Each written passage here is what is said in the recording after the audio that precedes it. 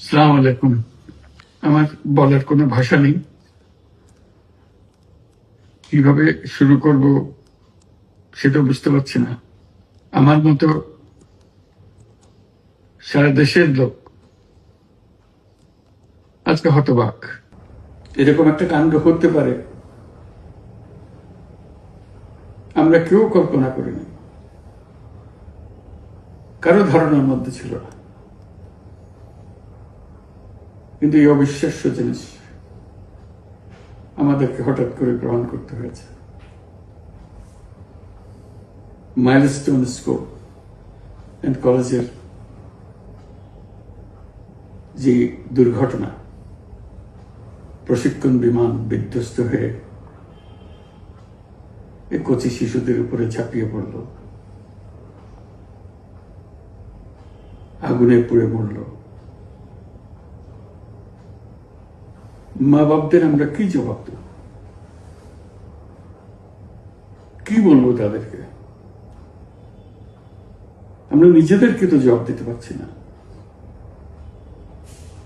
অজানা শিশুদের মুখ সবার চোখে ভেসে উঠছে। সারা জাতি হতভম্ব, বাক্রুদ্ধ, শোকাহত বললে খুব কম বলা হবে। এই দুর্ঘটনার রেশ এখনো কাটেনি, এখনো লাশ আসছে হাসপাতালে, এখনো হাসপাতালে মারা যাচ্ছে। মা বাবা এখনো খোঁজ নিচ্ছে আমার সন্তান কোথায়,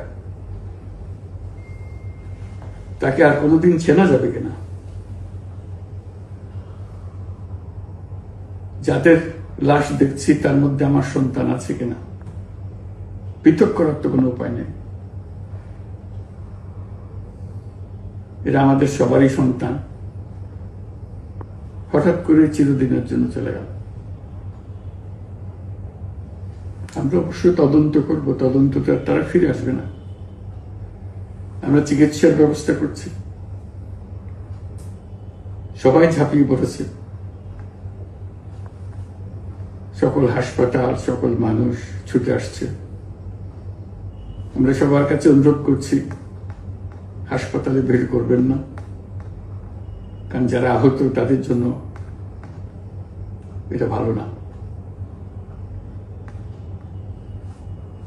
তারা তাদের শরীরে রোগ প্রতিরোধের শক্তি নেই।